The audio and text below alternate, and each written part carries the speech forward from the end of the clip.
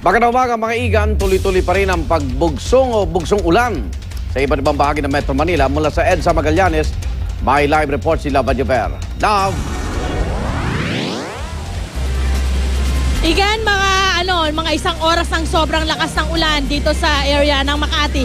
At itong kilalagyan natin ngayon ay dito sa may Magallanes Tunnel, no? At itong Magallanes Flyover. Makikita nyo ngayon talagang mataas na yung tubig at mabilis yung pagtaas ng tubig dito sa lugar. Itong kahabaan ng EDSA, makikita natin, no, yung mga paakyat papunta ng Magallanes Flyover. Medyo hirap na rin at nagkakaroon na rin po ngayon ng pagbigat ng daloy ng trapiko sa likurang bahagi bago pumasok nito dahil nga hirap na yung mga maliliit na sasakyan na pumasok dito sa lugar. Ito namang aking kinalalagyan. Alam mo, Igan, natatakot ako dahil merong isang mama doon. Ayun, no, nakikita ko, alam kung kayang i-zoom yung ating cameraman, ano? Meron, ayun o, yung nakalutang na lalaking yun, pumasok sa dyan, nakamotor. Sinabihan namin siya na wag nang tumuloy pero pinilit na pa rin. Makikita nyo ngayon, hanggang dibdib na yung tubig at hindi na namin makita yung kanyang motor na dala-dala.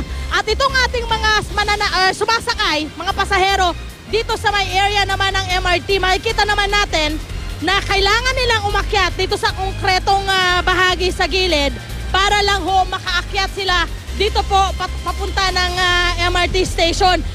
Bukod sa lakas ng ulan na kailangan nilang kaharapin ngayong umagang ito, kailangan din po nilang kaharapin itong baha na nandito ngayon. Okay, Igan, ito pa. Kawawa itong mga kababayan natin. Meron tayong, ayan, kanina, galing siya sa EDSA, hindi ko alam kung saan siya galing, ano? Pero umakyat siya dito sa may bridge ng Magallanes. At ngayon, eto, binabaybay niya itong gitnang bahagi ng EDSA para tumawid papunta dito naman sa MRT at para sumakay na rin po ngayong umagang ito. Ayan, may nakikita rin ho tayong nanggaling doon sa may Pasong Tamo, no? Mukhang may dala-dala siyang, ano yan, styro? Okay, nakikita natin may styro at mukhang merong pasahero doon po sa ibabaw ng styro.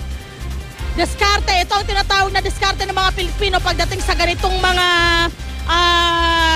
sitwasyon. Ano? Makikita natin, naka-styro itong, may payong din siya. Mukhang isa ito dun sa mga, okay, baka ito, yung kanina, kung yung kanina po sa Buendia, kariton, ngayon naman po ay styro ang ginamit para po makatawid mula po dun sa bahang area ng Pasong Tamo. Sana makarating siya dito para ma-interview natin to si Kuya at si Ate. Mukhang estudyante yata to. Kuya! Kuya! Lapit ho kayo dito. Wala bang butas dito? Baka malaglag ako sa manhole. Wala, gitna to. Ayan. Ay, plastic ba to? Ayan, Ate! Saan ka galing?